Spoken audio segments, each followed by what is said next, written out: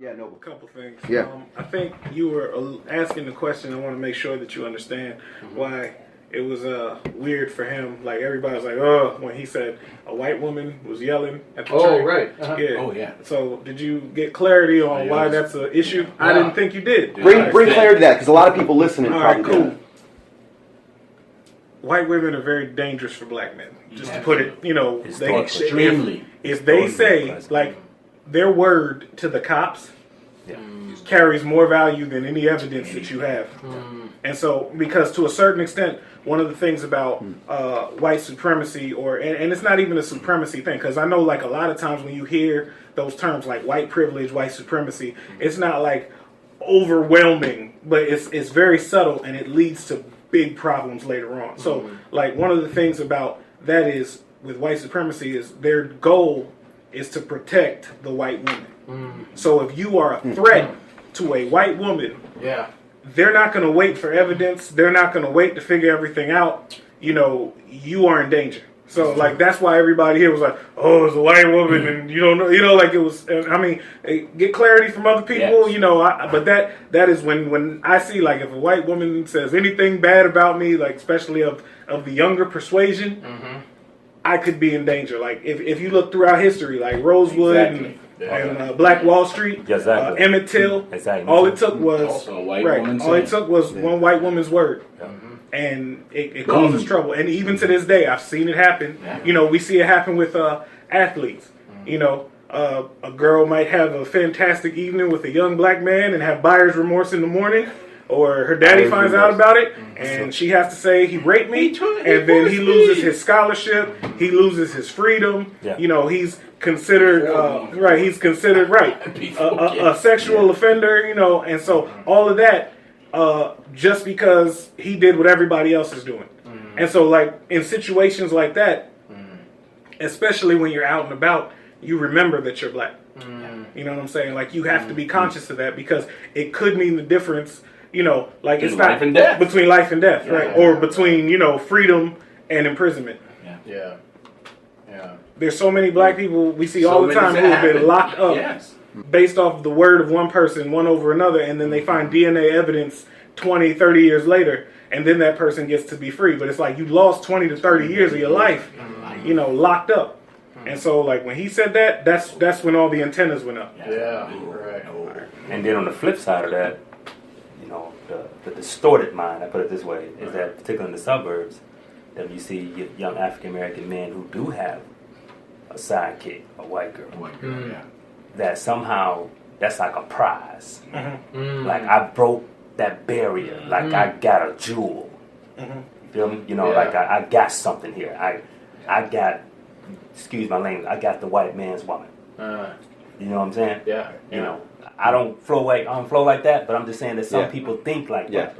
A lot of people think like that. Okay. Might not be the majority, but a lot of people think like that. I mean, is it like trying to like stick it to somebody? Is that the psychology behind it? Sort of, or it's like if this woman has been protected for so long, she must be precious. Like if you listen to like even rappers like on SoundCloud and stuff, they used to talk about their white girl and foreign girls, like so it's like. It's a sign of prestige to have somebody who isn't of like a woman who isn't of your ethnicity. Like to be with a black woman is seen as either normal or even like low. Like it's like you don't really have it going on because all your women are the girls around the way. When you really have money, you get I don't know which one is more, because like their stock rises and falls, whether it's the foreigners that are more. I think black women are up now because of all the rioting. But so I think black women is the winner. We call them queens now. Right, queens and sisters. My sister. But for the most part, but when everything was peaceful, it was like white women, foreign women, or foreign women, white women, and then at the bottom was black women. But you know what? Though it also has to do with their mindset of, I get to take a piece of this of her white privilege. I get to have some of that or involve myself in some of that white privilege. Because the whole thing in here is that we're talking about race and culture and everything, but the question is, who's got the power. Uh-huh. It's a power thing in here in terms of who got the power, you know, and because whoever got the power has, or the economic power, whatever, political power, those are the ones that are going to be able to pull and shift groups of people. Yeah. You see what I mean? So some people, I'm thinking distorted mindset, I'm going to do what I got to do to get some of that power. Yeah. See what I mean? So I can get next to that woman, whatever. That's going to get me closer to the power. Because in this country, the white man is seen as the one that has the power. Yeah, right. You see what I'm saying? My friend made a statement one time. We were talking about just girls and dating, and he said, white dudes, he just kind of made it in passing. He said, man, white dudes got it made because they can date, you know, black girls, white girls, any girl, and nobody ever says anything. But if we, you know, cross over, we always going to get hated on. We always going to get... You're talking to a dude with a Puerto Rican wife, man. Right here, too. Yeah, buddy. And actually, your wife is Dominican. yeah. Man. I had an instance in high school where I had a Nay. Her name's Nay. She might be listening. But I was going to go to prom with her. She's black, dark-skinned, beautiful, but we were friends. Right. And at the time, never did anything. It was all good. And we just both kind of casually agreed to go together. Sure. And I told my parents, and my mom, they were a little strange for a minute. Didn't really say anything. And I'm like, Mom, so this is good. No, I don't like it. And I said, well, we're just going as friends, Mom, and why? And then my mom started going into mixed kids, and like she actually thought this thing out. Like, it's hard for your kids. I'm like, Mom, we ain't gonna have no kids. We're not even dating. And so, but I had just gotten saved, and I was really struggling with this because the Bible says honor your parents. And I love you, Mom. If you're listening, you're the fly on the wall tonight. But so I decided to honor my mom, and I had to make one of the toughest calls I ever had to make, and call Nay, who she was already preparing and excited, and I had to say, Nay, and I had to tell her. Yeah, I did. Nay. And she was like, for real? And I'm like, and she knew my parents, and she's like, your parents would be like that? And I said, as much as I wish I could sit here and tell you no, you know, I hung up, and I was done with the call, and it sucked, right? She had to live in that for the rest of her life. And who knows how she views me, I don't know. But, you know, these are things that you talk about white privilege. And I'm not trying to, like, for people, white folks listening, I just want to be clear. I'm not trying to, like, choose sides. This whole thing is to be an eye-opener. It's to be informant. It's to be, you know, we're having these conversations. It's supposed to be informational. But we talk about white privilege and how some people want to say it's a myth. I think tonight has been clear enough across the board. The fact that David and I, as white men, don't even, for the most part, give it a second thought. And every time y'all do, you're kindly reminded. It's evident. Yeah. I think when I watch Marvel movies, I don't think about the fact that I'm black. Now that I'm thinking about it, yeah, I don't think about it. Well, Black Panther was my favorite. Black Panther! I knew I was purple black. Yeah. I was during Black Panther. I was midnight. It was the best one in Marvel. You know what I'm saying? My kids had me go through the whole thing. I knew I with was them. black. I was like a a card mirror, carrying you know what I'm Wakandite. I was watching that before I came here. I had to stop it. Hey, I've watched it a few times this week. You know what I'm saying? Yeah, I'm gonna watch that. Sometimes, again. especially when you go through social media, it's like I gotta go home, man. I can't deal with this foolishness. All right, social media. I have a sister, a white sister, white girl, 25 years old, beautiful young, and she was a missionary in the Philippines. Really, really amazing girl who loves God. Posted something really interesting lately, and this woman she's not racist, not a racist bone in her body, but she said something interesting. She put a little post. She said, "I choose Jesus." She said, "Here's my thing. I had to turn off social media for the last 2 weeks because it was just too much. But I was praying, and my conclusion, like Joshua, and she gave Joshua chapter 7, I think, she said, I choose Jesus. You know, and that was her thing.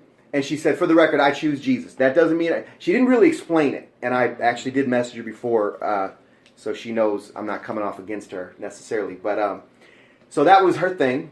And then I noticed some responses, educated ones I cared about. And, one of them said, no, you have the luxury of turning things off for 2 weeks and then coming back like this. and I don't. And she said, I have to give the speech we talked about. I have to do certain things the luxury that you don't have. Now, I do agree, and I'm open to thoughts on this. I do agree with choosing Jesus. Okay, I choose Jesus, and choosing Jesus, in essence, means loving your neighbor. In essence, means standing against injustice. All right, but she didn't qualify that. She didn't make that. She didn't explain that too well, in my opinion. I love you, but so then she had a bunch of responses afterwards, and she stood by her statement, and she tried to qualify it afterwards, but I feel like you can't win out there. There's things you can't just win on. I've chosen to be way more careful in my likes and in my stances on things, and so I want to know your guys' thoughts on that. You should. I think you should. Tell I me. think you should be careful about your responses. I think it gives you guys a chance to see how a small thing, to see how we live every day. Yeah. How we have to make things comfortable for you in order for us to move on with whatever it is that we're trying to move on with. I think social media is good, but it just doesn't tell the story. And for her, I understand what she was saying, but Sure. at this time, if you don't have anything to say, don't say nothing at all. It's almost like you guys don't get it, and you say something or you put something out there, and you either elaborate in ignorance or you elaborate in your white privilege. if Yeah. you will. Yeah. And it's best not to say nothing at all.